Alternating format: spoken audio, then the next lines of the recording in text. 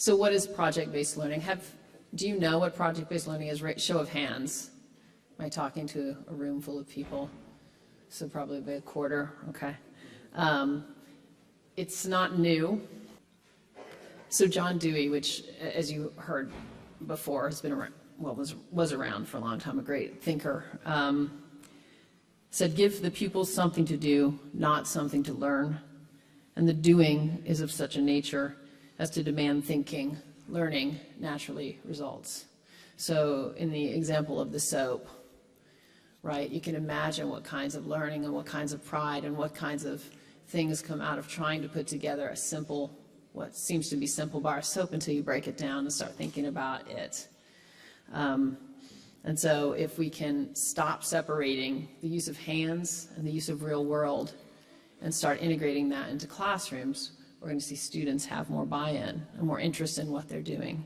One of the things I've heard over and over again is there's a general lack of motivation from young people today. And so I think one of the things that project-based learning does really, really well is it puts students in the position of learning for learning's sake, because they want a product at the end of it. They're going to showcase what they learn at the end of it. There is something there that isn't just a paper written for a single teacher. So what is project-based learning? These are the questions that we ask, all of our teachers ask, our schools ask. Well, it's not new. It's inquiry-based, meaning there's a real question there. It asks open-ended questions with no easy answers. So how do I contribute to society? Could be a really great essential question. It is student-centered.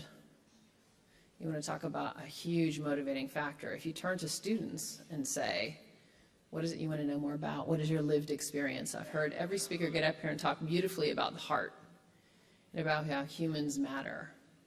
And one of the best ways that you can show somebody they matter is ask them questions. That shows that they matter. If you tell them, there's an assumption that you already know their lived experience, or you know them, or you, right? But if you ask someone a question, you see them. And uses a public exhibition to share work and knowledge and create community. That's very important. I'm not sure I'm on the right page, but we'll get through this. Sorry about that. I see. So, the essential questions, I think that's what's in front of you right now. Will the project, as a teacher, as an administrator, because now I'm an administrator, I was a teacher for 17 years, taught English literature and writing. Will the project engage my students? Is it real world and engaging to students? Students will know immediately if you just sort of made it up without considering them. Will this project engage me? Will my students and their audience learn something new from this project? What we create at our school is a community of learners, and that includes me. So every semester I come into the semester, what will we learn? I don't know. We'll see at the end. Now, that doesn't mean, it's just a playground. Sometimes it is. But we're all learning something. It should be risky. It should be scary. That's what learning is. All right. There we go.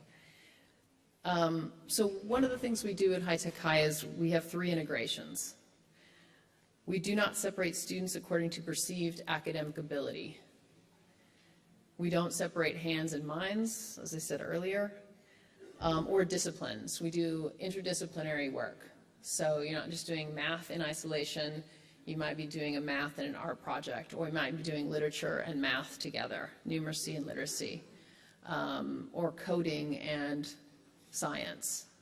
It really doesn't matter. It's fluid what happens at our school. And we don't believe in separating the world from school. We invite families in, we invite experts in, and as I said, we have an exhibition at the end of each project where the student work is visible to anyone who wants to come. It's a public exhibition. Most of the time, though, what's pretty sweet about working with teenagers, and I'm sure the same is true here, is they are most nervous about their grandmothers coming. Right? It's not so much friends, it's grandma and grandpa. They really want to make them proud. And that's very sweet. When people want to write off teenagers as being hard or not caring, watch them with their grandparents. All right. Oh, I'm on the wrong one. Okay, the design principles. First of all, equity. Equity is not the same as equality. I don't know the translation for that, but it is not. Equity puts students and people in place so they can have equality. Maybe it's the same word. It is. Super, okay. Italian, by the way, is the most beautiful language in the world. I'm just sitting over there mesmerized. I want to just keep pulling off my thing to hear the speakers. Personalization, authentic work, and collaborative designs. And each of these I'll get into in the next slide.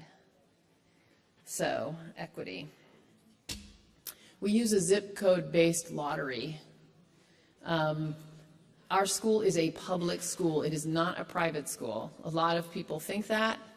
In the United States, a lot of people think that because the education is so good. We are free. And the zip code-based lottery makes sure that we have a heterogeneous grouping. So in San Diego, if you remember the map, it's right on the border of Mexico, right by Tijuana. And so if you imagine this being San Diego, we have very wealthy areas kind of up here, less wealthy areas down here, and all kinds of need. So what we do is we take pockets from each zip code and make sure that our school is represents our entire community, not just certain groups of people. So that's very important to us. We are intentionally diverse and integrated. We do not track students based on perceived ability. And all students are prepared for college. One of the things that we promise in our charter is that students will apply for a four-year university. And I know it's different here. I know the systems are different. Getting into a four-year university is very competitive, very expensive, not to get in, to go. And that all students graduate from college. And most of our students will be the first in their families to go to college. So we are not talking about a privileged community. 65% of our students are what's called free and reduced lunch. So we don't have necessarily a privileged community. The way we are privileged is they're the most wonderful students in the world. So we are actually privileged in that way. All right. Am I talking too fast? Okay. You guys are amazing. Really. Okay, personalization. So one thing that's different between a high-tech high and a regular United States public school, I taught in the regular public schools for 10 years, is that we limit class size, school size, and teacher load. In a regular school in the United States, I had 180 students. At high-tech high, media arts, I have 50. And I teach 2 classes. In my other school, I taught 5 different preps. So it was a grind, and it was grueling. Any of you who teach writing or really pretty much teach anything at all know that if you're working with 180 students on a daily basis, you're not really teaching. You are just like talking, right? And in writing, they're just writing and getting it done and flipping to the last page and looking for the grade and it's done. That's not teaching. That's not learning. Maybe it was me. Maybe I was a bad teacher. But suddenly I became more effective when I moved into a school where I could know my students' names, know something about their life, and go through drafts and drafts with them. Wow, did it make a difference. We do teaching teams. So teachers do not teach in isolation, which is also the norm at other schools. We teach with a teaching partner, and that could change every year. This year my teaching partner was the computer coding person. The year before it was the art teacher. So it can change. It's fluid. It's very much alive. We also have advisory groups and home visits where every teacher goes to visit the family of their students their freshman year. And that's always very, very interesting. We are learner-centered, as I said. We work really hard to take the approach from when I have a problem as a teacher to turning to my colleague, and instead to take it to my students whose lives it actually impacts, whose learning it impacts, it's incredible how much students know and how much they want to give. It really is. I mean, you know that, you work with them, but so students pursue passions via projects and collaborative work, so they get to know each other. Everyone matters at the school. If there's a bullying problem, I'm completely unaware, because it's small enough where students know each other. They have to work together in teams. So it doesn't really help to bully anyone. And we foster trusting relationships, caring, and mutual respect with a faculty member. A faculty member knows each of their students fairly well. No one is alone in school. So that's pretty unique for American schools. Authentic work is really important. As I said, the SOAP project